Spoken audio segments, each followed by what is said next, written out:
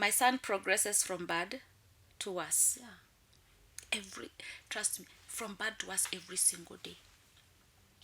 So this morning, 6 a.m. in the morning, my son gets a stroke. And he's paralyzed. And he can't talk. He can't move. There was criteria for bone marrow transplant. Yes. So you must have been in the worst side of sickle cell. I call school A, I need my child to bring my children. All four of them. Yes. To be tested. And when they all came to the hospital to be tested, they were so happy. I hope it is me. I hope it is me. Because for them, it's an international trip. Yeah. There's a procedure where they do the PICC line, and for them, they do it in theater. So the child has to go to the theater. They do the PICC line for the chemo pots and all. Yes. And then that day, we are being wheeled to the theater. Then emergency, stop. Yes, the doctor will come and tell you. And we are in the middle, we are almost at the door of the theater. My God. Now everybody's taking off. Guess what? My son has COVID. Doctor, just one more time. Please say one more time. Yeah, it happens. Just one more time. Doctor, please, just one more time. So he stood up. Okay, do you want to record it or I record it for you? Please record. So that you can go playing it everywhere, so that you hear everything I say all the time. I said, okay, doctor, I will record it myself. My friend.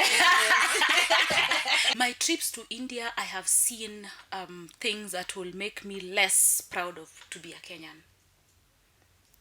And one of the things that I picked from India is that for them, a doctor is acknowledged by your success stories. Yes. So they run after success. Money badai.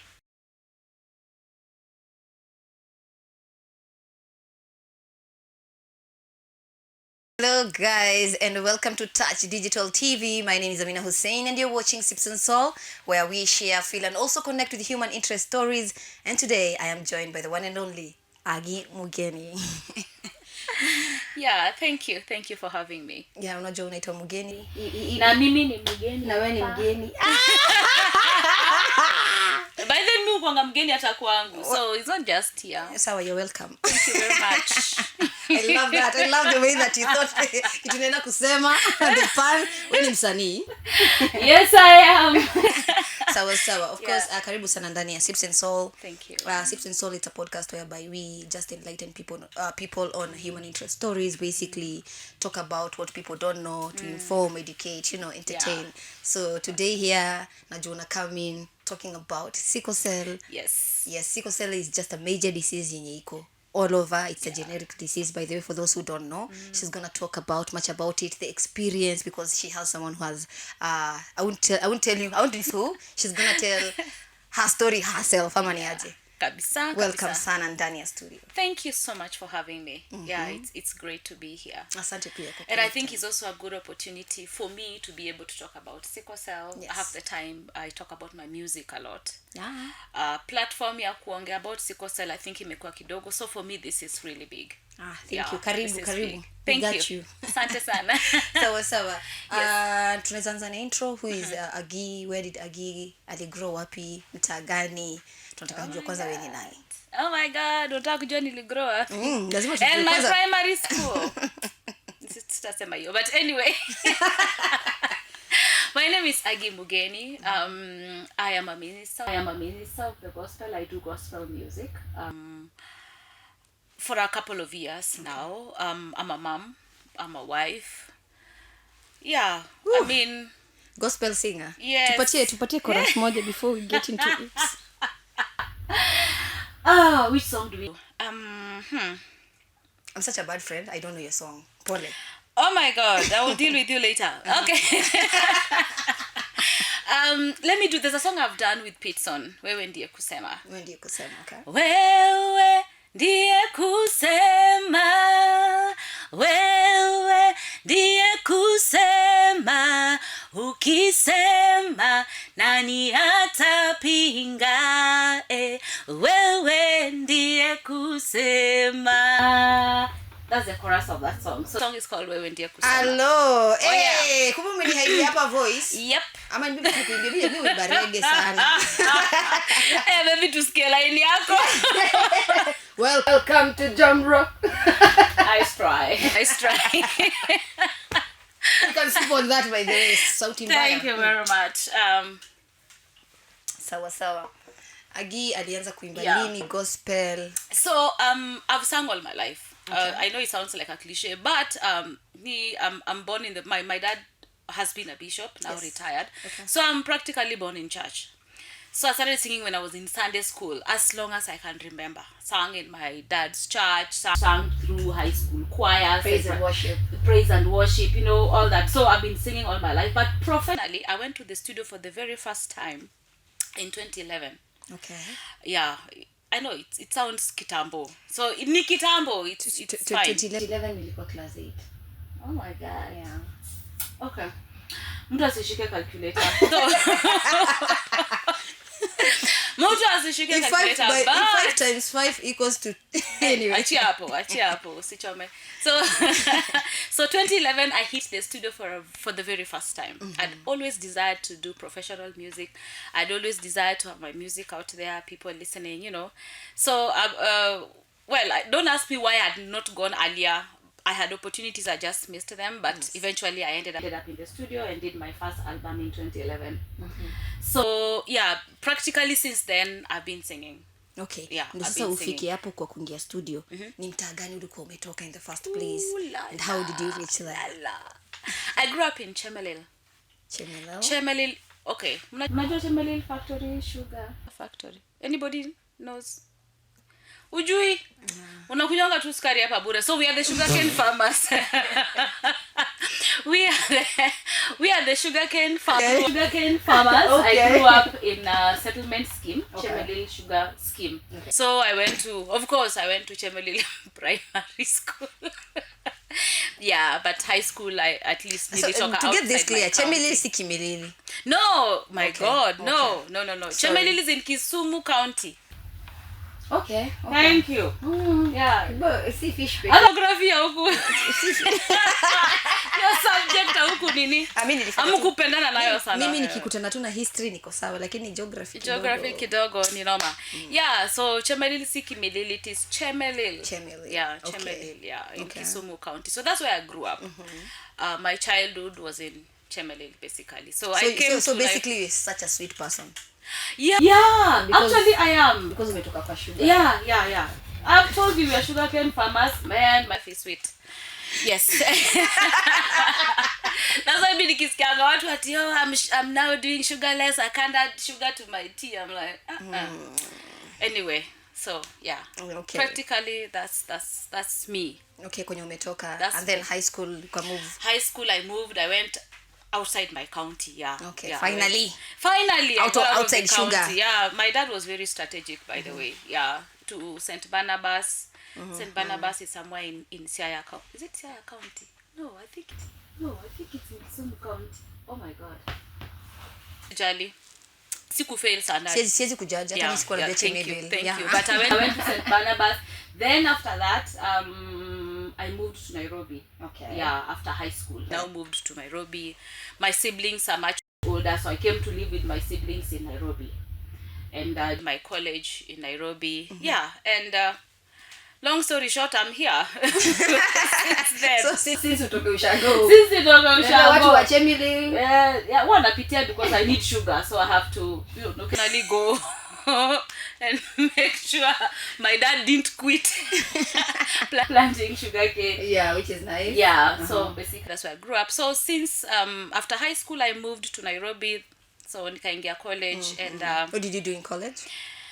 I've done a couple of courses, but my major is corporate communication. I did masters in corporate communication. Nice. Yeah, demo corporate.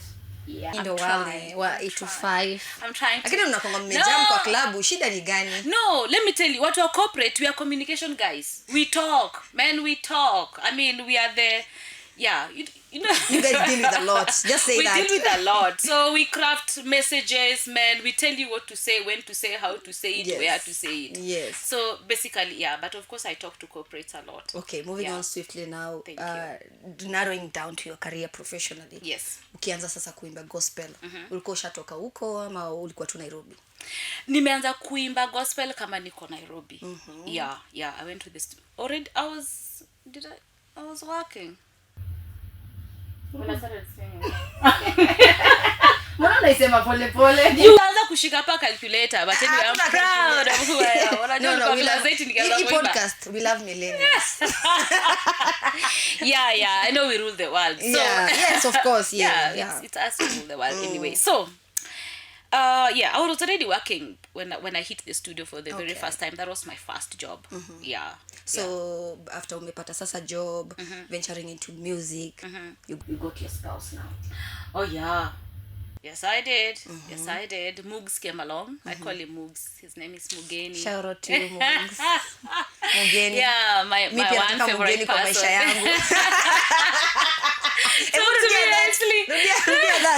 One of you? The most favorite person. My most favorite person is Mugs. Yeah, Mugs is... Asijisikie sana. Team single, to sip. I have tips for single guys. Utatuambia before utoke kwa studio. Including Yes, I will. I definitely will. Yes. Met Mugs. So yeah, I meet Mugs, we get married, and God bless us with a family. We are raising 5 kids. Wow. Yeah. You have 5 kids. I see somebody celebrating. By the way, unajua unakaa uko na mtoto mmoja. Hata unakuja. Oh my God. Beautiful. Oh my goodness. Beautiful. Oh, I think that's just one of the blessings of God, if I may say. Yeah. Do you have twins, maybe? No, I don't have twins. 1 baka 5. 1, 2, 3. Yep. Mugs, good job. Good job, Mugs. Really? How about me? You best job. I also worked so hard. Of course. Yeah, of course you worked hard. Yes. Yeah. So we are blessed with 5 kids. We both serve in church. We both serve in church.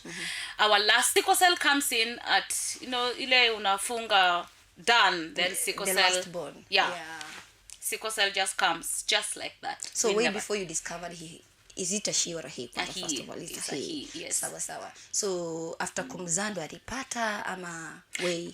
No, sickle cell you are born with it. Okay. It's just that the point of discovery is what differs.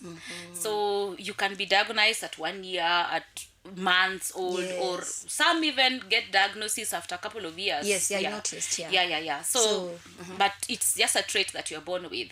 Oh my God. Yeah. So alikuwa akiwa mdogo, was he sick? Did he? Actually, he was diagnosed at on his first birthday.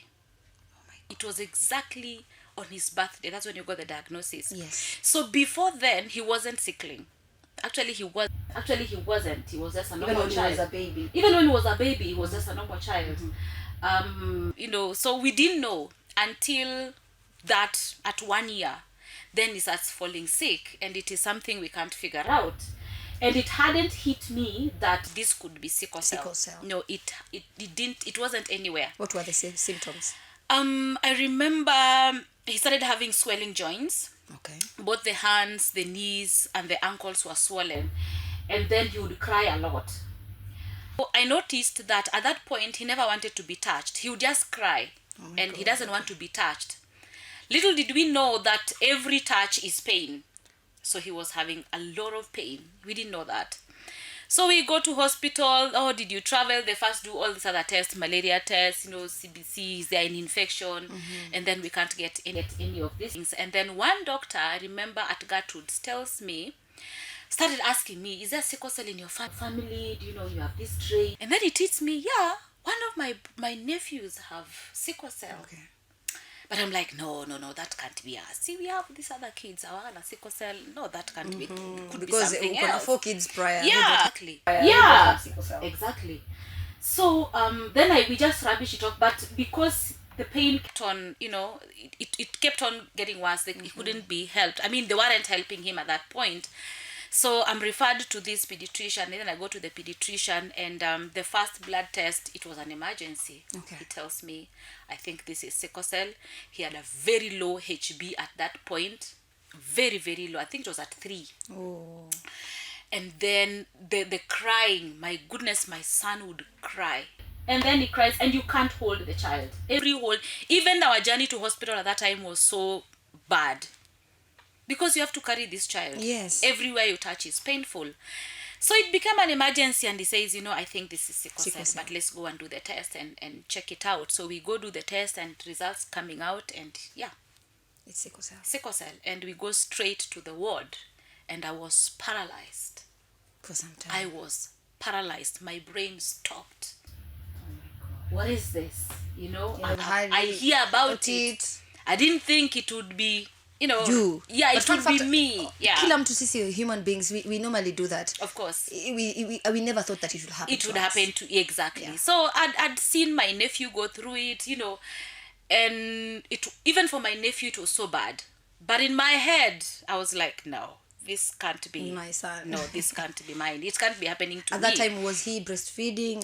Yeah, he was breastfeeding. So how do you used to hold him? Maybe akiona And that- breastfeed. yeah, he would breastfeed and cry at the same time. Oh my God. And he would really, really scream. And once you fed him, put him down, but don't touch. Just put him down, painkiller, don't touch. Yes. Everything you touch was painful. So anyway, we end up in the wards. And here I am, shocked, paralyzed, but I had to accept the reality because, you have to be strong you have to gather yourself up because And then it's not a cheap disease. it is not a cheap disease. There was blood transfusion going on, and there's all these things happening. And I remember after the transfusion and the IVs, he just got well. The pain stopped. And for a moment, I was like, what was that? What just happened to us? But anyway, we get discharged and we go home. And now I have to start living with the reality that this disease is here. And it's with my son. Yeah, it's with my son. And I remember on my way to the ward that time, I called my brother and I tell my brother, you need to come now. I need to talk to you now. Yes. And he's like, what is it? He also panicked. But he just came. He just came, and I put the child on his lap and I said, they say he has sickle cell. Tell me something. Just say something. He cried and he told me, this is very painful for a parent, because he was already walking that journey with his own son. Yeah. So I guess for him, even he was telling me that he was hoping that nobody else in the family has to go through this. Yeah. We had a family of 10. I had 10 siblings, and it's just him and me who has The two kids who have sickle cell. Yeah. Okay. The others don't have this story. So sickle cell is and I'm telling you, from that day, now you have to live very cautiously. You can't just pack and go. Yes. You can't just leave. You can't leave your child. You can't just leave your child. For a Hebu month. niangalieni huyo mtoto. You can't. Yeah. Because it just changes you instantly. And we had to adjust and accept and start walking this journey. With him. Yep. How old is he right now? 14. So 13 years later. Yeah. Oh my God. Yeah. 14. I think one of the things that made it even tough, because when you hear your child has diagnosis, you are constantly facing death.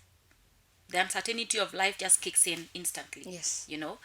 Because you're told, okay, yeah, there are those who survive. Yeah, but it's not easy. I mean, people just tell you, but I finished 3 years. Most of them don't hit 3 years. Then we hit 3 years. Then you hear, most of them don't hit 6 years. Especially boys. Kwanza boys, they don't hit 6 years. You hear those things constantly. So at the back of your head, there's always you have to deal with the thoughts of death. Yes. Because that is what you're constantly being told. So every crisis, your heart goes to your mouth. To your mouth. You don't need to talk. Because you are paralyzed. Every crisis, you are paralyzed. You don't know whether it's going to come out of the crisis or not. Yeah. And this is what every parent of a sickler goes through. Single day. Oh my God. Every single day. Shout out to you guys. Yeah. Yeah, because you guys Those are doing are an warriors. amazing job. Yeah. Yeah, you guys are warriors. There's our warriors out there. Yeah. So, first of all, I need to say sorry, because you don't deserve such words.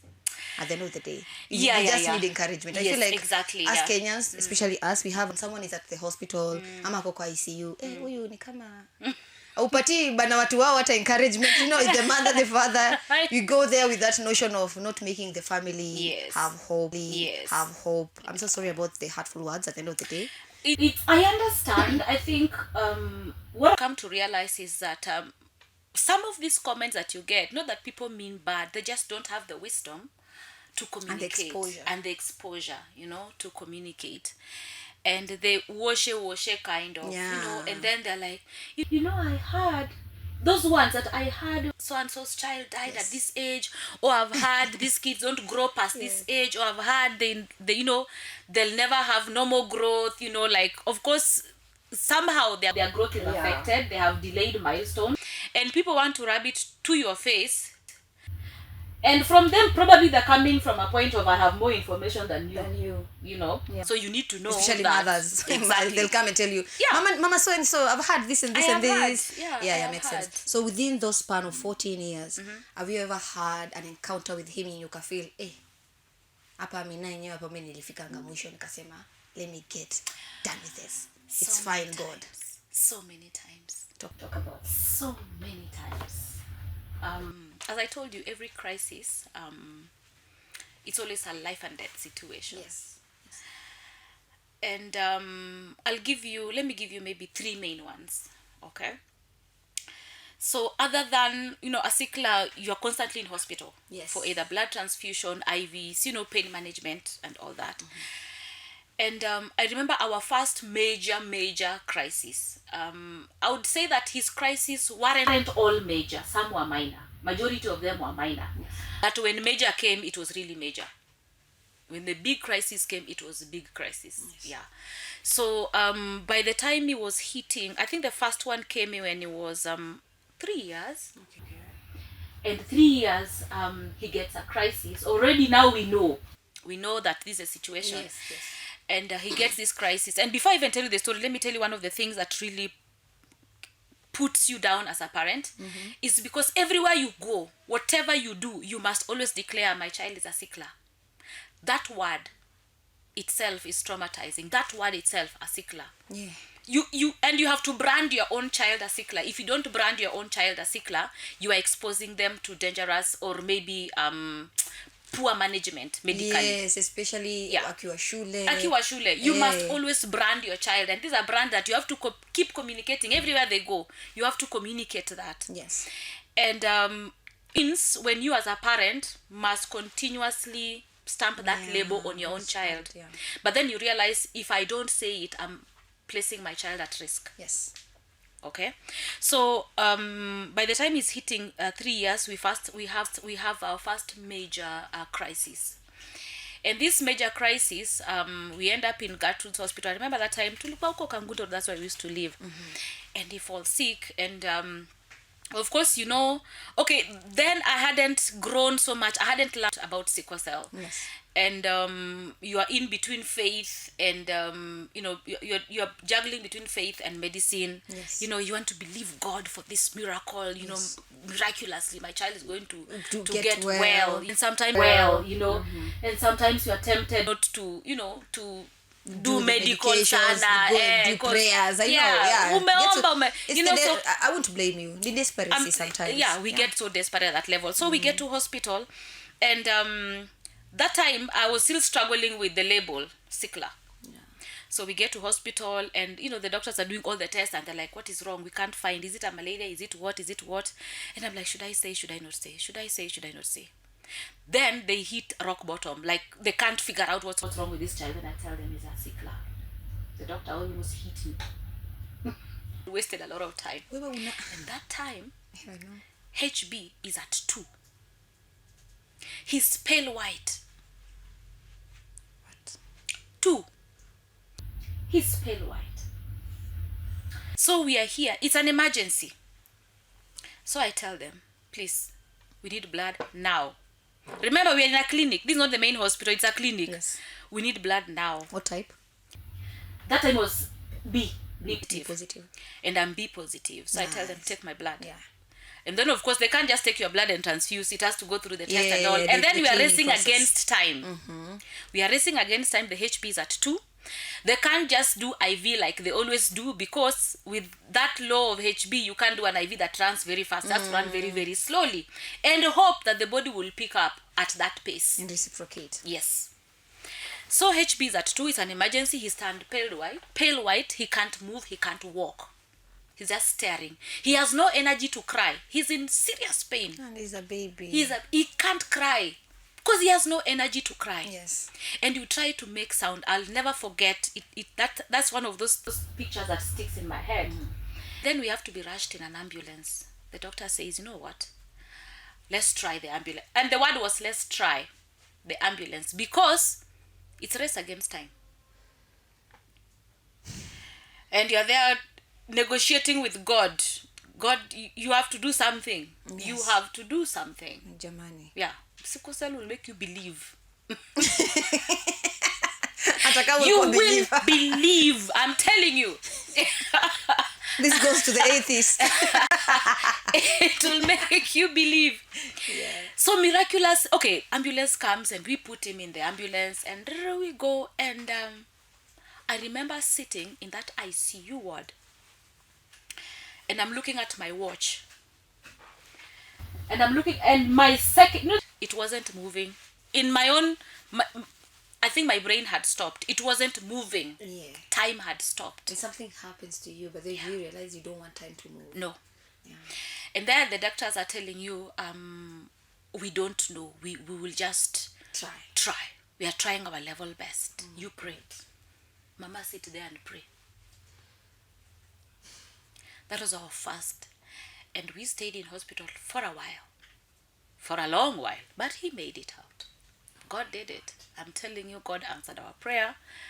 And he walked out of hospital. Do you think, coming to that terms whereby his HB was at 2, he was almost going pale, racing against time, do you think the problem was acceptance?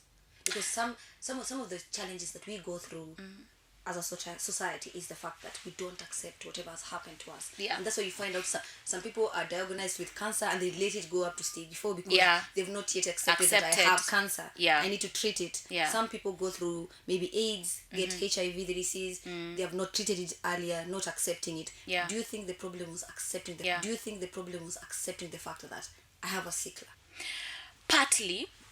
Partly because the day he fell sick, the day he started crying of pain and I knew this is crisis, we went to the hospital the same day. We never delayed it. Nice.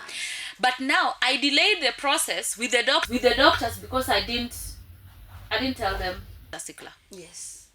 Because in me, let me tell you what happens. True, when you have not accepted,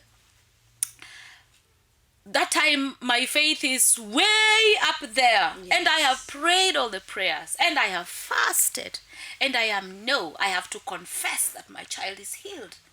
I can't go confessing as a sickler, and I have prayed and I believed.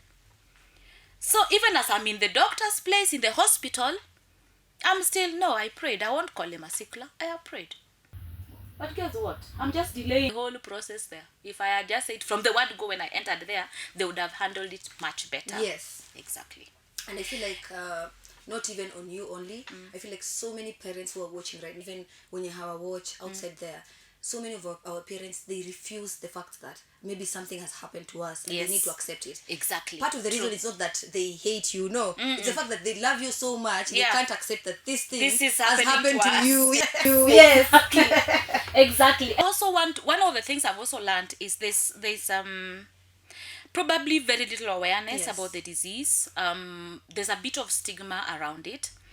So, and then you find yourself a sickler or you have a sickler patient, and there's no much talk about it. Yes. All right? Yes. And the only thing you hear is friends, family, and any other person who cares to say something. Oh, I saw somebody, I heard there's this herbalist where when they mix this herb and this one, and I think that child got, they're trying to give you solutions. Nobody is talking about the problem as it is. Yes. You understand? Yes. So there is no awareness. There are no community groups. There are no, how can I call them? This sensitization. Exactly. Yeah. We are lacking that. Yes. So somebody's walking this journey alone. you have limited information about it. And one thing I've realized also that especially with our public hospitals, and I understand the doctors are so overwhelmed with the numbers, Yes. so they will not spend so much time with you to talk to you about the disease. So you get information in piecemeal. You hear this one today, and then, because I remember by the time my son is hitting 6 years old, Yeah. and that time I used to take him to Kenyatta for clinic. Oh my God, that's another one. I used to take him to Kenyatta for clinic there. And in that department, all hematological issues. We have blood cancer, all sorts of cancers Yes, in that yes, department. yes. And then of course you go there and you meet all these kids. My God, it is so heartbreaking. And because of, I don't know what happened, but my child, I think they didn't start him on, there's a drug we call hydroxyurea. So by the time he's hitting 6 years, we had another major crisis at 6 years. And then I discover he should have been put on a drug to reduce the crisis. Oh my God. I didn't know that. For 5 years, I didn't know that. 5 years. Yo, so until we had one major, that was so major. Then I'm told, oh, they didn't put your child on this one. Where have you been taking this child? And I don't blame our doctors. Okay, I wish there was a way that we could sensitize more. Me, blame our health sector. I won't lie to you. We have issues. We That's have true, have issues. guests who have been, sorry to say, fall in a calamity. They were hospitalized. Some of them end up being, having disabilities and stuff, Yeah. simply because of our health system, Of course. and so on and so forth. Partly because of the reason right now in Kenya has never had even a stable CS. True. In the first place. True. So, and that sector needs someone who has studied medicine. Maybe partially they know everything. Kama hata wajasoma wanajua, wanajua. But you give us a CS in medicine who's never done medicine. He's been part of defense, part of the reason why I'm even feeling the pain is because the same, we have one of our leaders, our famous leaders, alienda Maju to give birth.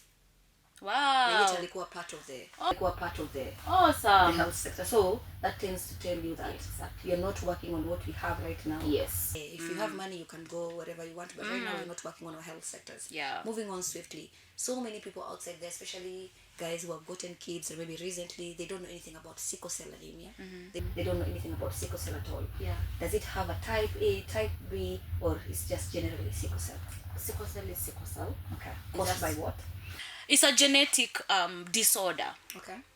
And mostly affects people along the lake region. All right. So you'll find sickle cell along Lake Victoria, people living along that way. You'll find sickle cell in coast. Okay. So any lake region, water bodies. Actually, they say mostly malaria prone areas. Yeah. People get a lot of sickle cell because over time, I think my doctor was trying to explain, because of the malaria parasite, over time it affects the genes and it mutates, so you can pass it on. Yeah, genetic mutation. Yes, exactly. Nice. So that's how we end up with sickle cell along people living along the lake region. Okay.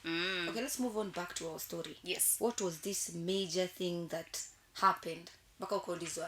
Was he not put on hydro or whatever? What happened? So at 6 years he gets a crisis. All right. So we end up in hospital again, and then we are told he has acute chest syndrome.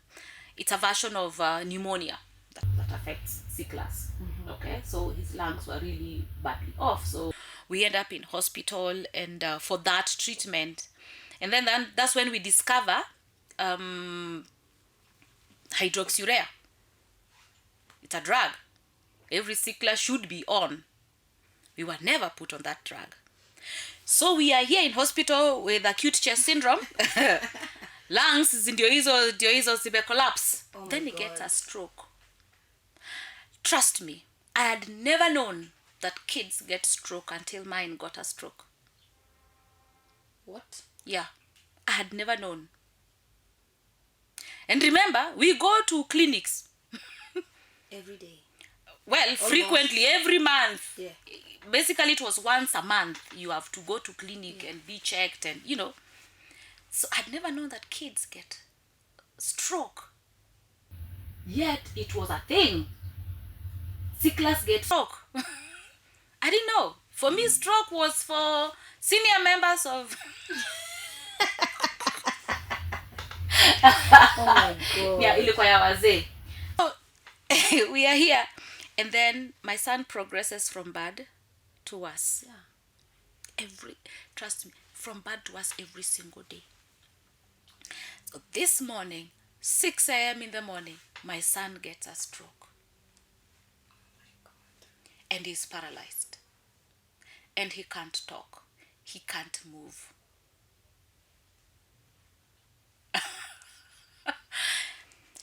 When he gets this stroke, I think I stopped for a moment. My brain stopped working.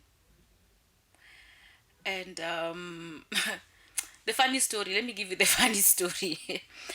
We had been in hospital for a while, so my husband will come very early in the morning, and then he would stay with him as I go take a bath and change. Of course, yeah. All right, we're in hospital. So this morning he comes, and as usual, I'm going to the bathroom, and I come back, and I'd left. I mean, he was in pain, yes, but he was talking. So I leave them talking as usual. Yeah. So I come back and I find a team of doctors and nurses have surrounded his bed. And I'm from the bathroom. And everything drops. Your heart. Everything in my hand, everything just dropped down, pop, And I'm looking at him and I'm like, what? What has just happened? I just left you here. It's been 5 minutes? What have you done to my child? I asked him, what have you done to my son? He was so blank, shocked, terrified. He never answered me. So I'm dealing with, so the whole team is attending to him and they're not talking to me. But I'm asking, what is it? Nobody's answering me. I ran back to the bathroom. I ran back to the bathroom. And I started praying at the top of my voice. My God, the things I told God that day, I'm sure he forgave me. Because the confusion. And to me, I was like, today is not the day my son is leaving. This is not it. He's not living. He's not dying. Today is not dying. Remembering every other word I was told, they never pass 6 years. Especially boys, they never grow past 6 years. And I was there screaming at the top of my voice in the bathroom, telling God, today is not that day. No, he's not that day. So anyway, I gather myself and I come back. And now, at least the crowd has, they've reduced. Then, the doctor tells me, your child has had a stroke. I'm like, what do you mean? What's that? Do you know he's 6 years old? What are you telling me about a stroke? And then this doctor is particularly shocked that I also don't know that kids get stroke, especially sicklers.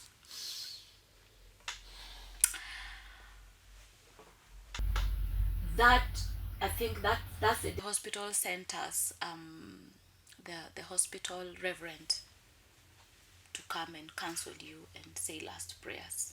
That's what they do with people who are dying. They are courteous enough. So they send us the hospital reverend to come and counsel us so that we can accept that. Your son is. Yeah. And then the doctors tell you we have done everything we know how to do. So, we God. And I think for the next 7 days after that, there was no sleeping. I couldn't sleep. I could not close my eyes. For 7 days straight. That is one miracle I can never explain. Because today, try me, I cannot. I have to sleep. Yes, of course.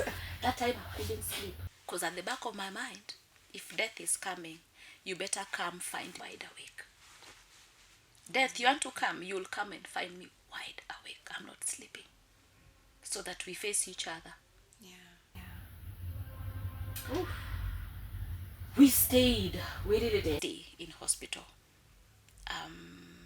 But yeah, who is God? He came out of it. I think after 2 months, I think. He came out of it. Miraculously too, and the doctors were shocked. Huh? Ameamka. Hiya. So he started moving a finger.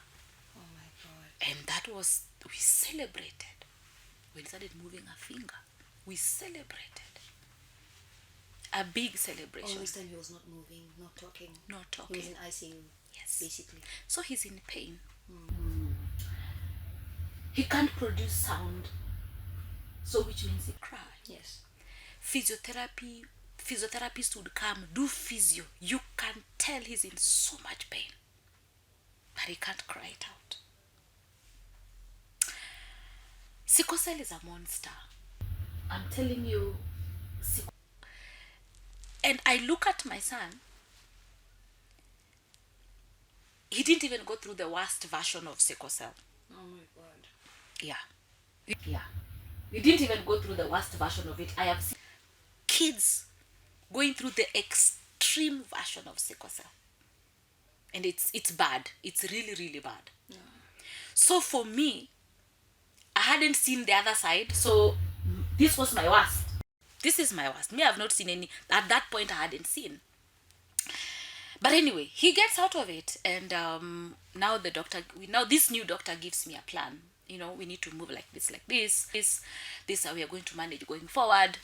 Please, so now she started giving me now more information about sickle cell and, things to look out for, how to manage better. Yes. Okay.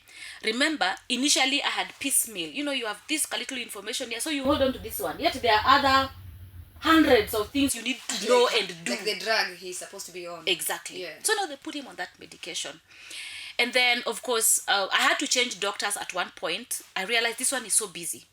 She was actually very, very busy.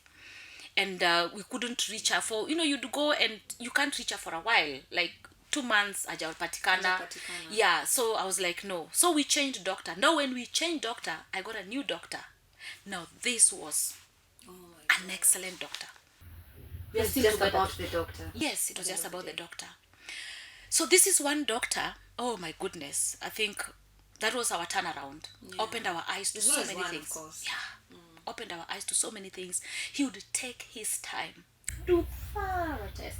A thorough talk. He was never in a hurry. Details. And then is this doctor who tells us, now you need to start considering. Actually, the first doctor who diagnosed him, the first pediatrician, told us, this has only one cure, bone marrow transplant, and it is too expensive. Yes, I know very that. Expensive. Yeah. And then he says, I know in South Africa they are trying to do it, but we still don't have a success story. Yeah. Okay. So even then we asked, how expensive is expensive? The millions, he said. My goodness. How much? Hey, he was talking about 10M. 10M back that time, my friend. 10M is a lot of money. Hi. We were just starting life. You haven't even held half a bit. Watch out. My goodness. Are you even holding 100K at a time in your... Yeah. And then somebody's telling you to think about 10M. Bone marrow transplant. Yeah. Yeah. So we knew that is out of reach for us. We knew management way. Yes. I mean, there was no known cure at that point. There was no success story. Even with the bone marrow transplant, we went online checking out. Every bone marrow transplant that had happened at that time, it wasn't 100%. Yeah. Yeah, so they hadn't rolled it out as the sure way of curing, sickle cell. Sickle cell. So anyway, so when we meet now, the new doctor now tells us you need to start considering. You can do it in India. I know. And then he gave us, he referred us to, I think he had patients who had done it in UK and in the US, and they were doing good. Then he says, now I hear India is cheaper. Yes. Okay. And then because of our history, we qualified. Because even then, no doctor would refer you. There was criteria for bone marrow transplant. Yes. So you must have been in the worst side of sickle cell for you to be considered for a bone marrow transplant. Yes. So, and stroke and acute chest syndrome was one of those qualifications, and we had hit that. And then now, so we start, when we talk to this doctor, so he gives us this information. And then he says, we can start now looking. We can now start researching to see if, there's a place, we can go look at the rates and, see if there are stories, success stories to roll by. So we started that. But then my son was so delicate at this point. Remember that time we were seeing this doctor was in Aga Khan. Yes. And then he says, now to manage this boy, we have to do blood exchange on a monthly basis. Blood exchange on a monthly basis, which means every month you have to go for a blood transfusion. Yes. Okay. The dangers of the blood transfusion is over time you might end up with an iron overload. So which means they have to draw Reduce the iron, yeah. Yes, the iron levels. When you reduce the iron levels, when you keep doing this, it reduces the quality of life for the patient. And this was the only sure way to avoid another stroke, because then strokes zikikuja, zo kuja zikifuatana. Once they start, zo kuja zikifuatana. And of course, you survive one. It always leaves you with a dent. Every stroke leaves you with kakitu tu. So the more you get them, the more dented you become. So the quality of life keeps going down. So we hadn't even started. Then we go to hospital. He gets another crisis. When he gets another crisis, this one they were able to arrest it earlier, before the stroke really hit the brain. So we were in hospital. That time actually he had started, we could tell the pain is immense and they weren't so serious.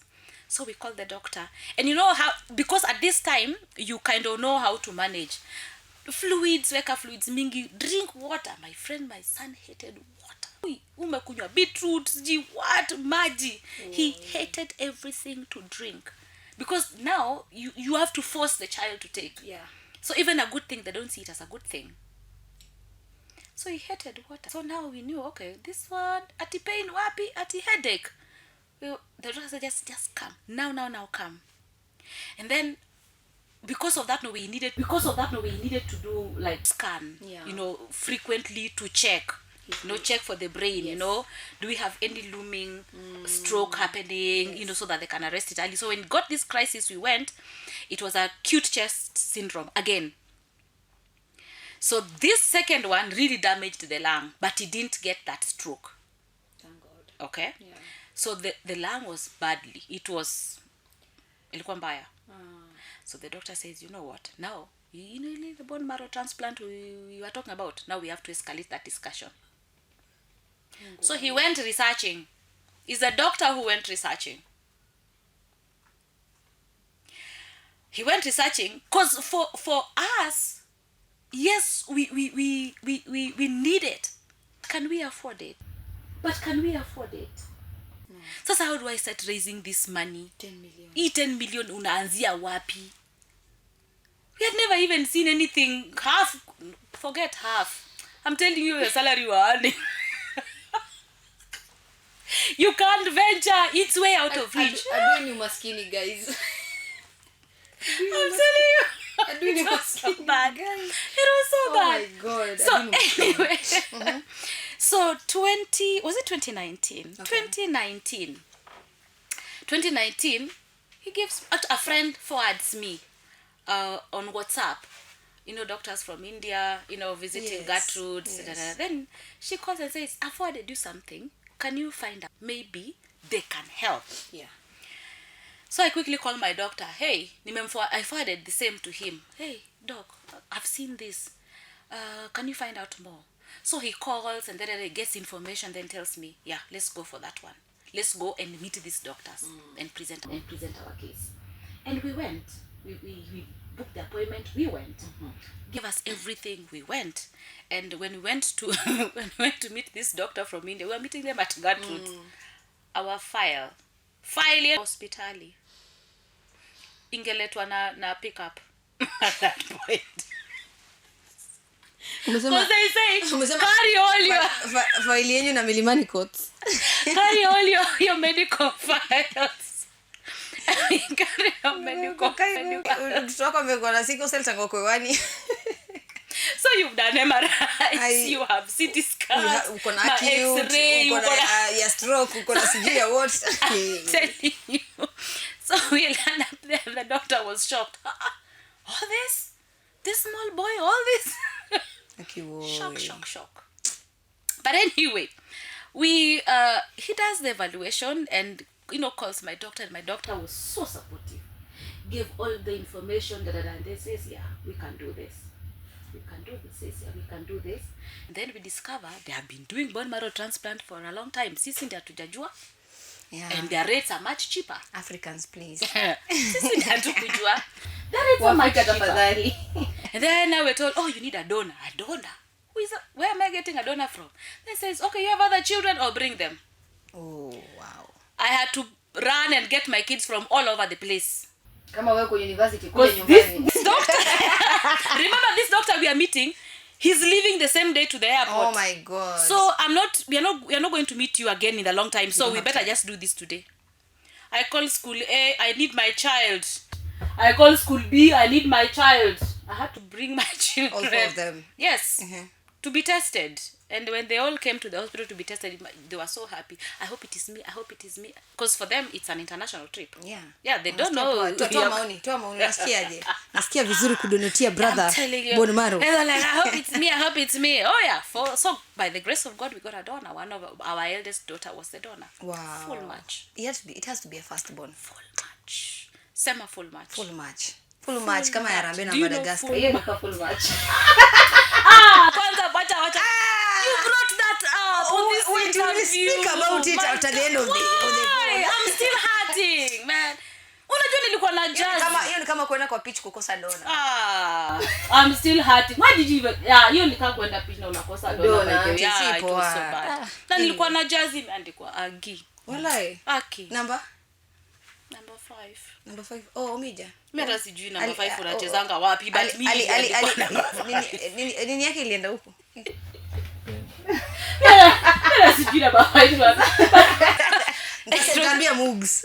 Please. Takushtaki kwa Mugs. No, tulikuwa na Mugs hata tuko nini. Yeah, it was very painful. But anyway, so we get a donor and now we start thinking, how do we raise the money? Yes. So insurance wanatuambia sasa hiyo we can only give you maximum 1 million. And we'll only pay after the procedure. Yes. After the procedure. Insurance works like that. Yeah, apparently it does. And then Medical sasa ujue you need to pay this money before procedure. Yeah. Yes. NHIF that time was giving $5,000. Okay. It's about $500,000 at that point. All right. So we are at 1.5 and we need nice. 6M. So tukasema now in 2019. So we've started this discussion and then there's back and forth with the doctors, consultation, then COVID comes. Yeah, COVID ikakuja. Sasa sisi wa Kenya si tumejua you want money, you ita watu harambe. Now you can't do harambe. COVID iko hapa. Guy. So we open a WhatsApp group. And guess what? People give amidst COVID.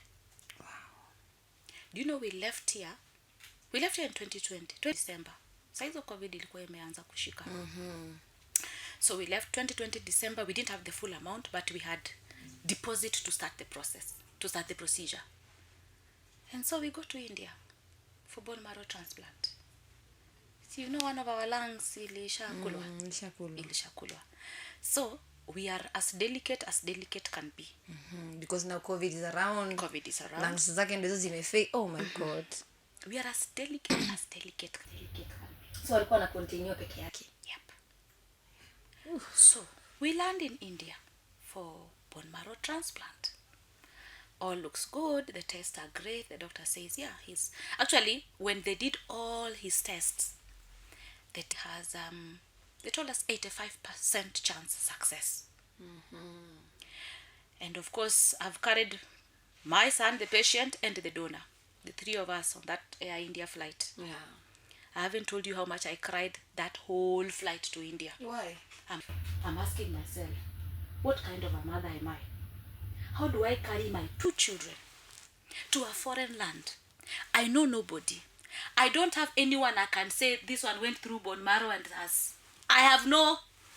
I'm just trusting what the doctor said. Oh my God. Na mimi ndio huyo nimebebana kama fala. My 2 kids in the plane. But you were desperate for this so one's medication. Desperate. And I remember at one point I almost never left, because the uncertainty of life was so clear.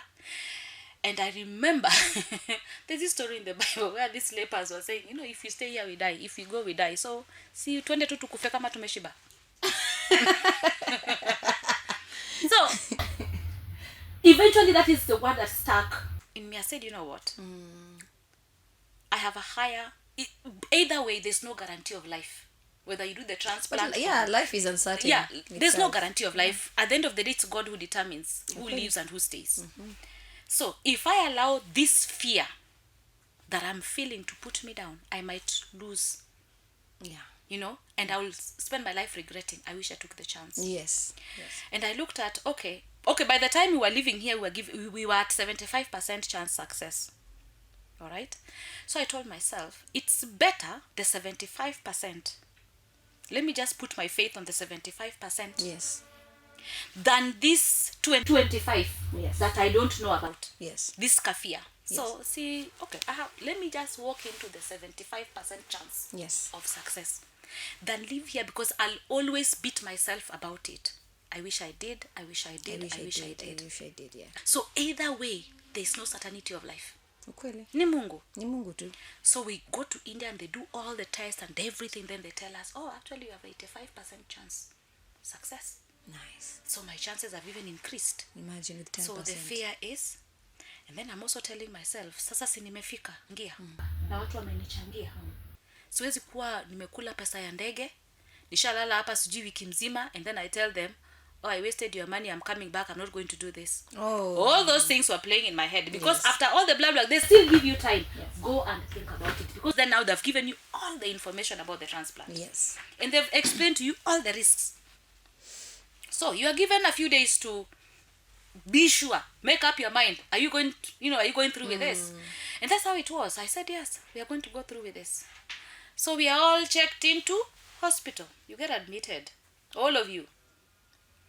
BMT ICU. So they start before there's a procedure where they do the PICC line, and for them they do it in theater. So the child has to go to the theater. They do the PICC line for the chemo pots and all. Yes. And then that day, we are being wheeled to the theater. Then emergency, stop. We are stopped in the hallway, and they are speaking their language, Shikanishi. But you have been stopped. But we have not decided these Africans to do this. No, ma'am, we can't go. We can't Doctor go. Say no, please just wait. Patel, come here. So, no, ma'am, please just wait. Don't worry, okay? We'll explain it. The doctor will come and tell you. And we are in the middle. We are almost at the door of the theater. My God. Your heart sank. And then, and of course they have spoken in their language. All the other patients around you who are meskia. Now everybody is taking off. Guess what? My son has COVID. He has COVID. So we can't continue. You have to go in isolation. What? Yeah, he has COVID. And remember, we are in ICU, the 3 of us. Me and my 2 kids. So first you check out of the BMT ICU because you have COVID. Yes. And I'm like, why would it ingekuwa mimi basi? At least I should have been the one with COVID. How can he him. get COVID? So we go into isolation for 7 days. And they check on you every day. And guess what? He had no symptom. No running nose, no congested chest, no nothing. Yet every test wakifanya. And that time they were doing the test every 3 days. He was not coughing or anything. No coughing, nothing. Jamana kula. Ako sawa. Nothing. And remember, at this point, you have stopped all your other medication. Of course. So there's the kafia. Hey, crisis ikitupata hapa. Yeah. So that's another miracle I always testify. Nothing. So after 10 days they come and do, because they'll do tests every other 3 days. Akona COVID. So they can't put him on any medication because there's no symptom. And also they don't want to overload his system with him because he's about to start chemo. So what are they doing? Just fluids. Pure fluids. Full stop. Na kukula. Na tunacheza kwa hiyo ward every day. Vizuri tu. So, miraculously, after 10 days they do test. He's fine. He's fine. Negative. We go to the theater and now we start our process. And the chemo starts. At this point, let me tell you something about India. Unajua hapo kiwa hosi, sister yako atakuja, marafiki wamekuja, wamekuletea. Uko India, uko kwenyu. Ni wewe na Mungu wako. Nobody's coming to visit you. Food zao zinakuanga na pilipili, mlikuwa mnakula? Of course they have international kind dishes, yeah. Not dishes. They know they have international guests. They will still feed you their food. What they call non-spicy is very spicy for a common Kenyan. Yes, ukweli. Then umeletewa vitu unashanga, what is this? Oh my god. Why? We are used to just spinach. We are used to green leafy vegetables. Hapo umeshinda hapo na inaitwa aje? Cauliflower. Broccoli. Everything is so mashed. Like vegetarians. Wow. And the hospital I went at that time, they were fully 100% vegetarian. Yeah, I know what you're talking about. I've experienced Umekula hapo ni dal na dengu. Na dengu ama nana. Hey. Na uko na patient mtoi. Nafai kukula pilipili. Haezi. Na watu wao wanalamba pilipili. Wanalamba. Wako hawezi kula. Haezi. Sitafai haezi. Mnakula nini? Rice. Yeah, I think ndio ilifanya kazi kwa rahisi. Rice. Kula rice mpaka. And then the good thing is walikuwa wanaletewa juice. He packed juice ya Pick and Peel. Yeah. The version of, they will give that one. So my son will take that juice na rice. Oh, and milk. Yeah. The taste is not the same, but those ones he could eat and keep down. Yeah. But over time, I guess I later came to discover the nerve changed. Even last time when I was there, they've changed the menu. At least they've put some non-veg menu there for those of Africans who really suffer. And then at that point, you can't eat food from outside. So which means, and you shouldn't eat, and you must never eat food from outside. Yeah. It's COVID. But even now, the rule of the BMT is nothing from outside. Ukipata infection utabeba msalaba wako peke yako. So you better just deal na hiyo tu. Hiyo menu tu naona hapo every single day. So tukaanza chemo. We did chemo. We. Do you know we still have the effects of chemo to date? Right. 4 years down the line. But we went through transplant. It was tough.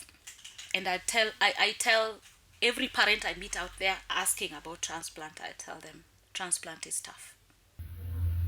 It's not a very easy medical procedure. It is tough. Hiyo chemo inachapa mtu, inakurebrand, utajiona kwa kioo ushtuke.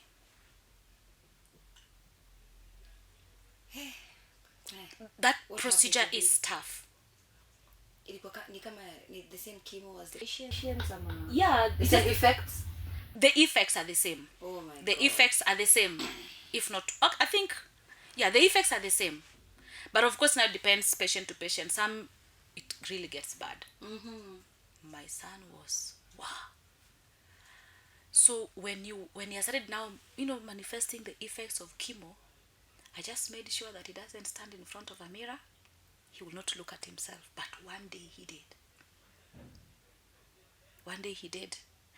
He looked at himself at the mirror, and the shock on his face, I'll never forget. He was so shocked, he went paralyzed. His mouth fell open, and he stood there motionless for a very long time. He never talked, he never ate. The shock, because he was like, who is that? What? is that how I look like? He looked so bad. He was bad. But anyway, here we are today. He's recovered. That journey was tough. You also have to deal with post-transplant effects. Yes. Yeah, the GVHDs that you deal with. Now, for those of us who had full match, Okay. the effects are less. They're not as bad as somebody who has had half match. Yes. Those ones, they really go through. Well, it's bad. So it's not an easy journey. But it is. Now I can sit and say it was worth it. How long did the transplant take? The bone marrow The whole transplant? process, we were in India for 5 months. 5 months. Because you must hit 100%. You must have hit 100%. What do they call it? There's a term for it. Eugene inanipotelea aje. Before you actually, when they do the chimerism test, so that the adoption of the new cells must have happened 100% before they can release you to come back. They need to match. Your cells need to match. Now Yes, with they that. need the new cells need to have taken over 100%. Yeah, because cells can develop Yes, daily. yes, makes sense. yeah, because, and of course, once you hit 100% match, the doctor says, okay, now you're safe to go. So when he reached 100% cell match, how did he look like? Was he the same, Amabado? Of course, I'm telling you, the effects of chemo lingers for a very long time. So while the blood work says, we are 100%, the new cells have taken over 100%, but you look at the person like this. I remember when we came home, my kids looked at him and they were terrified. Nobody wanted to. They feared him. Fear ile ya, he's too delicate, nobody wants to get close. He didn't look well, yeah, chemo had really done that thing. The complexion, the hair is gone, the red lips, the red lips, sijui patches, huku ni black, huku si red, huku si... He didn't look so cute. So they were so afraid to take care of him. And even then, even when we came back, he was still in isolation. So you see, he can't mingle. Yes. So he's still this delicate child in that room, and everybody fears to. So, and I could understand. These are kids. And even adults would look at him and do, oh my God. Sometimes having a mother is very nice. Let me just shout out to everyone who has a mother once. Like, wazazi, mama ni kitu important. Because if you are not there for him, Yeah. even your siblings It's, sometimes they wanakuhepa. yeah, It's only your mother who can. watakuhepa. It gets to that point where. So anyway, to cut the long story short, we had a successful bone marrow transplant. By the time we were leaving India, he had been declared sickle cell free. I remember the day the doctor, now we looked at the final test, and then he says, Mama, today we can actually say that your son is sickle cell free. I'm like, huh? What did he say? Yes, I am telling you today we can actually say from this report. I'm just admitting this is the funniest interview I've ever had. The saddest but the funniest.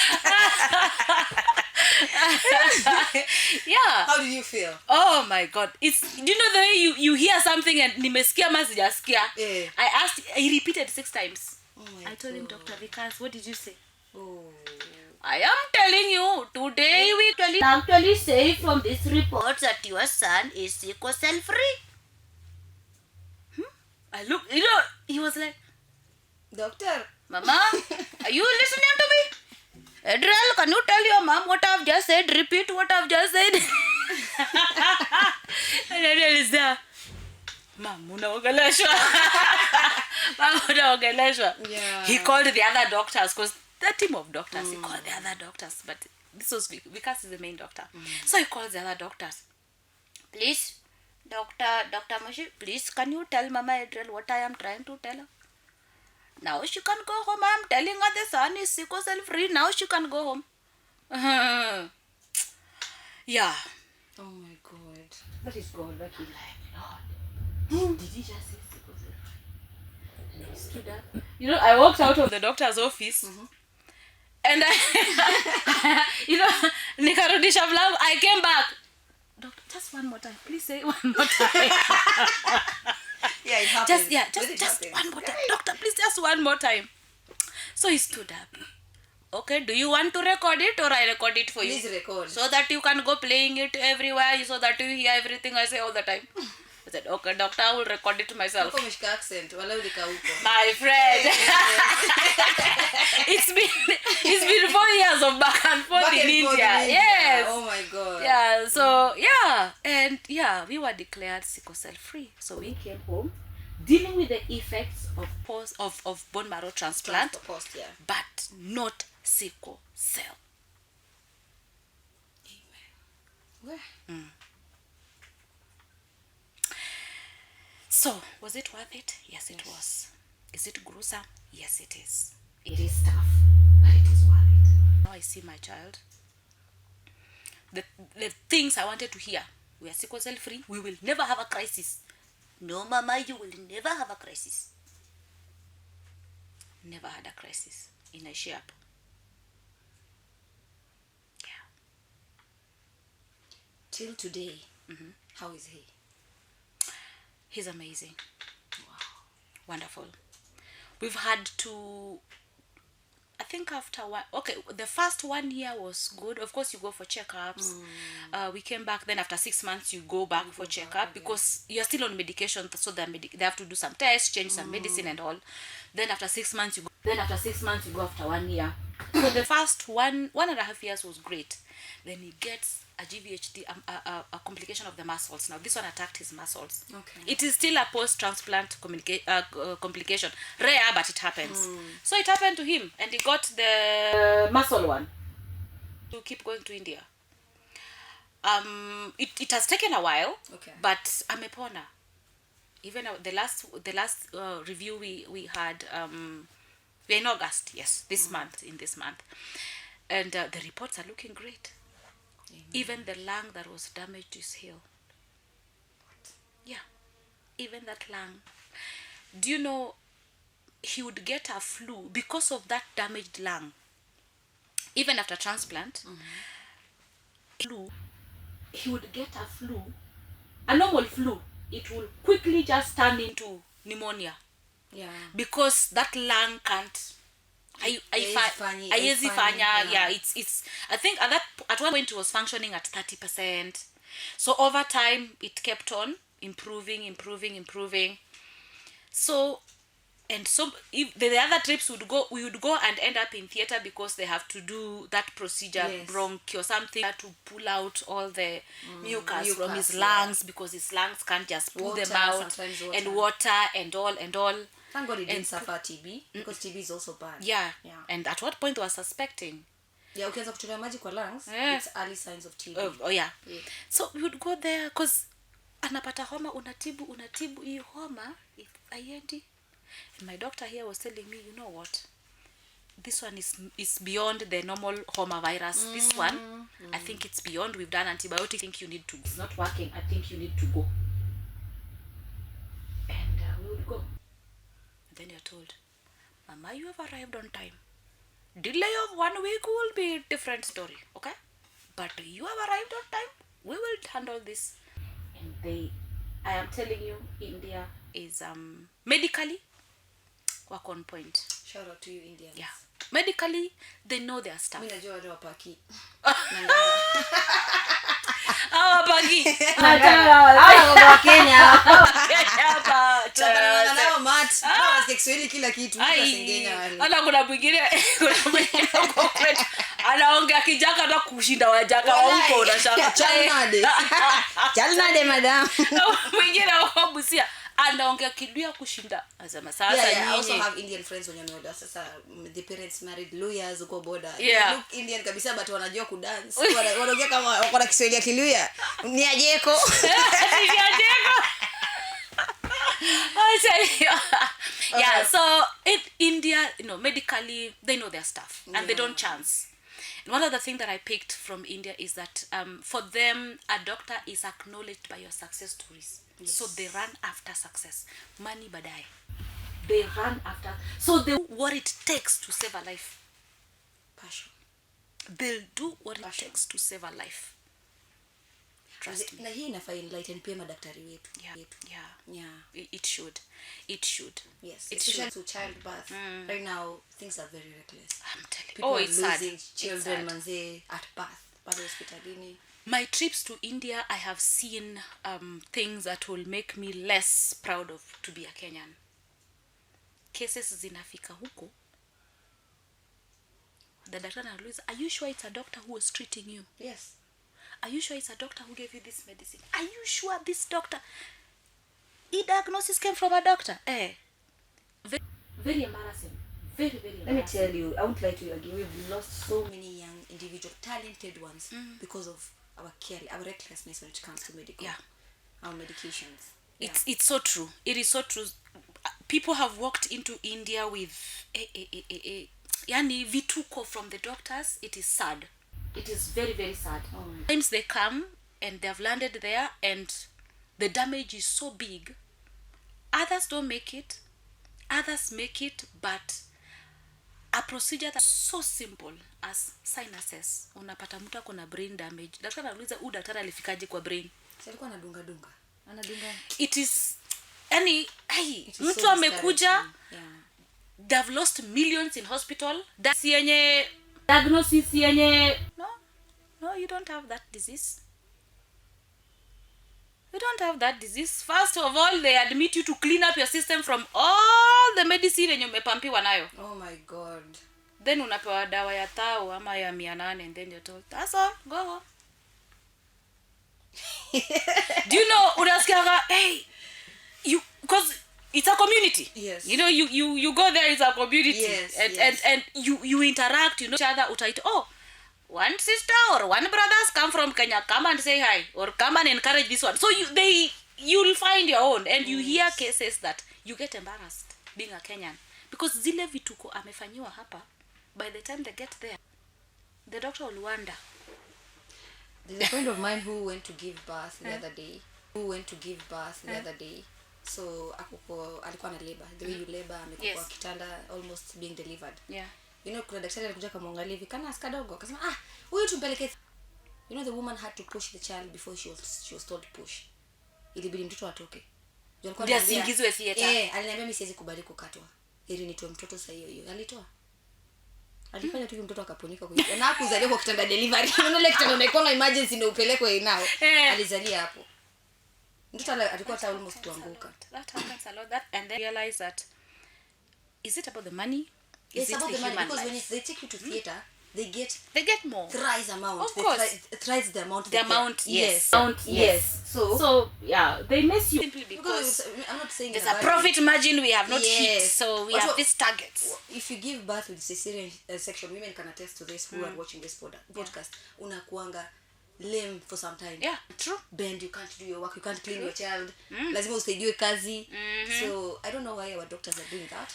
It is sad. Yeah, it is we have a very sad situation, but well, I don't know.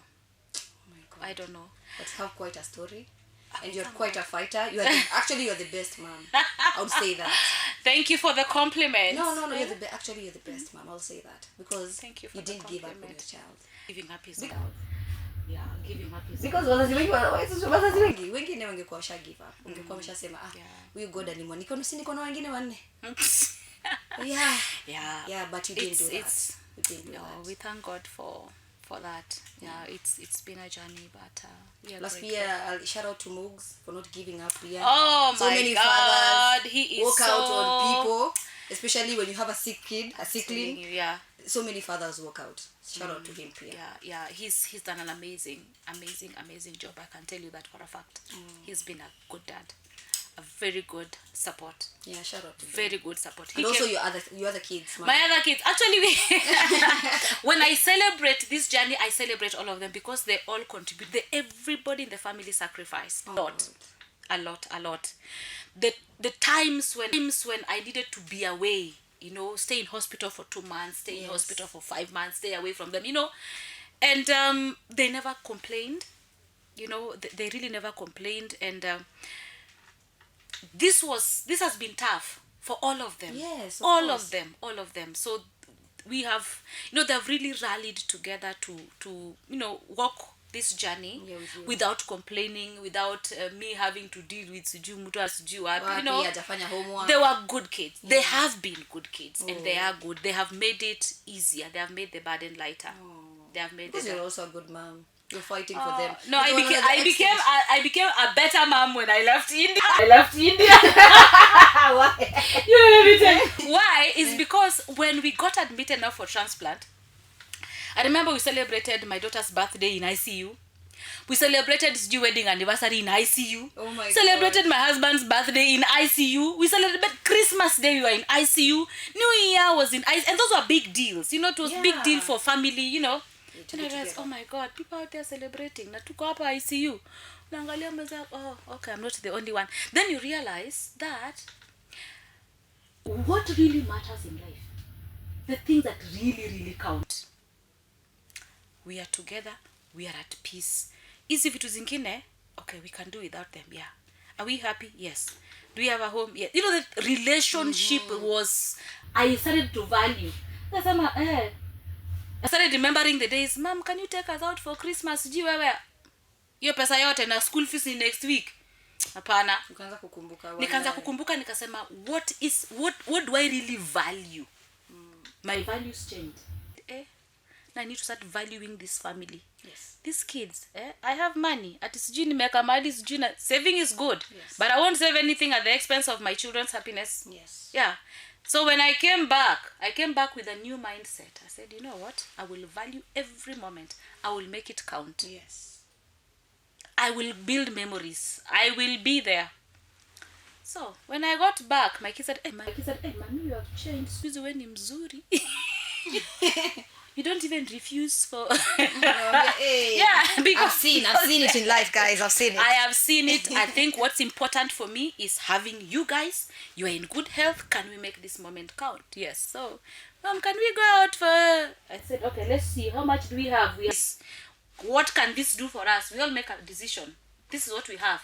Ita tusaidia aje. Where can we go with this money? Yes. Let's go have fun. Nice. Yeah, we come back. So makelele mingi za ma teenagers, I stopped. Me some things that are blessing in disguise. You never know. I'm telling you, yes. I became a transformed parent after that experience. There are other important things I will tell you, please do. Yeah, tusigombane, and I will not scream over things. Niliacha kupiga makelele. So I became better. That experience made me a better mom. Oh, you're already a better mom. Can you stop? There's always room for improvement. As a parent, there's always room for. I'm not going to be my But mother. I'll say that being a mom of 5 kids, yes, and you fighting this battle with your youngest, yes, not expecting, of course, ilikuwa turn of events after giving birth to 1, 2, 3 out 4 wako healthy, wakusumbua, then there's this one, sita na kusumbua. It just happened that it just happened. And I remember he used to ask so many times, Mommy, why me? Mbona watoto wako wote hawana sickle, why me? Sasa hizo pain imefika mahali, the pain imefika level is almost crazy. Yeah. Why me? Answer me, why me? Now we can laugh about it. Yeah. Now we can laugh about it. But he's such a strong man. I'll say that. For sure he's a survivor. He is. Getting a stroke at 3 years. Unajua ni nini wewe? 3 years mtu akopale nje. Anafaa kukimbia. Anafaa kukimbia. Yeah, but we thank the Lord. I'll say that. Yes. Yeah, ni experience yako. It's your story to tell outside there as a mom. Because people tend to talk to the victim. Yes. The victim, but not talk to the victim. Yes, the caregivers. The caregivers. People forget the caregivers. Ignored. And we are the most affected, by the way. Yeah, caregivers are the most affected. Kuna hiyo acceptance. Kuna hiyo the struggles. Yeah. You not being that person, and then you have to accept it for them. Exactly. Yeah, such a struggle, I'll say that. It is. But you not giving up on the son and doing the bone marrow test, for me, that's quite a heroic movement. Juu mimi sidhani kama ningefanya kitu kama mimi ningekuwa give up. Kwani imagine to go to issue forever. You know. Yeah. But, not to discourage or you or anything. It's the fact that kila mtu kuna journey amewalk. Yes. Na kila mtu kuna experience atakupea. Maybe not yours, but at the end of the day kuna kwanga na hiyo, hey, I got this out of this, Yes. and I may learn this and this, and exposed some people onto this exposure, and exposed some people onto this exposure, and so on and so Exactly, yeah, forth. true. Thank you so much for coming onto the studio. Thank you for having me. You're such a vibe first, such a strong mom. Endelea hivyo. Thank you. I'm Thank you hoping so to much. see you when you're a grandma, because I know you'll be such a dramatic And grandma. please, hiyo grandma isikuje saa hii, ngoje kidogo. Yeah, hizo my years to come, just not now. Well, the kids might be listening and they're like, Mom, they said you should be a grandma. No. At the right time. At the right Yes, time. at the right time. Yes, at the right time. At the right time. Wanasemaga at the right time, the Lord will make it happen. Yeah, it happens Exactly. like that. Yes. So, asante sana, first of all, for sharing this story, this Thank amazing you. story. I hope your son are healed fully. Nimone huko nje akiwa someone, I say one day, Yeah. I heard this guy's story. He's Exactly. making it, you know. Yeah, Yeah. and he won't forget you at the end of the day. You're the mom. Struggle with him. I pray so. I pray so. Hata The beautiful kusahau. thing is that he also talks about his story. Wow. And the doctors was encouraging him, when you go to school, talk about it in school, so that you're not you come out stronger when you talk about it. Yes. And let other kids know, hey, this is it. Yes. I've been through this is what it means. So that when you are, like now when he got the muscle problem and he went to school and he can't play ball and he needs help with a couple of things, it was bad, for him at his age. Yes. But then he started talking about it and talking about bone marrow transplant. Kids in his school had never had things like that. Yeah. So I also thank God that now he took it up and began to talk about it. Now he talks about it. He encourages others. Wow. That's so nice. We thank God. And we normally celebrate Sickle Cell Day, Sickle Cell Month. I think it was last month, Yes. part one, or Yeah. last month. Yeah, it Yes, was. yes. I saw that movement online. Yeah, and nikasema, yeah. Kumbe you guys have a Sickle Cell Day. It is. We just need to revamp it. We need to make it more, I don't know, more outside loud, there. more outside. Yeah, So that I'll we say can reach that. more people. More people to be aware of what is sickle cell. Yes, because exactly. I bet but for you today to be in this studio, Yes. I'm sure educate someone outside there kuhusu sickle cell information. Yes. Someone getting an information, oh my god, this is sickle cell. And so, maybe na kuna mtu ako na mtoto mwenye ako na sickle cell. Yeah. They wanted this word outside there. I talk about it as much as I can. I think the few platforms I've managed to talk, people get my contacts. Yes. And I have now a couple of guys, probably there are 10 or 12 people who are, we talk. They'll call, we talk, ask questions, I'll give them information, Yes. refer them. So this is what I would really want to do, to continue talking about it. We have a foundation we just registered the other day. Wow. It's called 7 a.m. Foundation. Just talk to people about safety awareness. Yes. If we have an avenue of doing medical camps, Yes. I work with a few doctors, call them for medical camps, just to check, so that they are constantly aware. You might not everybody would be privileged to have that privilege I got to take my child out there. Yes. But before you get there, what are we doing about it now? Yes. The more aware we become, the more better we'll handle. Yeah, And as you said contain. initially, acceptance. We need to accept. Yeah, so that We lot. don't struggle But with everything this. in life, nasemanga ukisha accept. That's it. Yeah. Exactly. Asante sana kwa kukuja Sips and Soul. Thank you. Asante sana for the information and for the audience Asante sana. watching. Najua may get a lot of information whether you have sickle cell or not. You've learned a too about our stories. She's such an amazing mom, first of all. Thank you. I'll say you're a warrior because you fought with your child. Thank you. That's such an amazing thing. So I want you to look at that big camera pale. Give someone who has sickle cell hope. Give a mom when you're fight sickle cell together with a child some hope. Talk to them. Tell them something. Yeah. So let me encourage parents out there who are having sicklers. I understand the journey is not easy. And as we said from the word go, accept that it is what it is. And, have a close relationship with your doctor so that you have a doctor who can talk to you, advise you. And management is very key. Management is very key so that we reduce the number of crises. And I want to encourage you that May God give you strength. You are a strong person. I know as a caregiver, taking care of a sickler child is not easy. Half the time you are forgotten. People always ask you about your child. How is your child doing? Nobody's asking about how you are doing. Yes. So I want you to know that I see you. We see you. Many of us out there see you. We know the struggle. We know the labor. May God bless you. May God continue to strengthen you. Don't give up. Fight for your child. Fight for your child. Do what it takes to make your child comfortable, and the rest we leave it up to God. Yeah. Asante sana Aggie. One more time, let's repeat the initiative that you guys are forming, such that hata kama kuna mtu hapo nje anaweza join kwa the foundation, the 7am foundation. 7am foundation. Yes. Kuna page Instagram, Facebook. Coming up soon. Okay. It's only a month old. Give them your handle then. Yes. So please look for me at Aggie Mugeni on all my social media handles at Facebook, Instagram, TikTok, and X. Yes. And you can also email me, geni@gmail.com. Yes. Please reach out. In any way we'll be able to help. We'll be able to stand with you and walk with you in this journey. Otherwise, when you're doing the big launch of 7am, it will be out there on all the social medias, and I would welcome everyone who is interested in either supporting or you want 7am to walk with you in this journey. We are making that big announcement soon for the official launch, so watch out for it. Asante sana. Those are all the details and Ndani ya Sips and Soul. My name is Amina Hussein and you're watching Sips and Soul, and this is Touch Digital TV, where we feel connected and also empathize with human interest story. Till next time, guys, keep it Sips and Soul.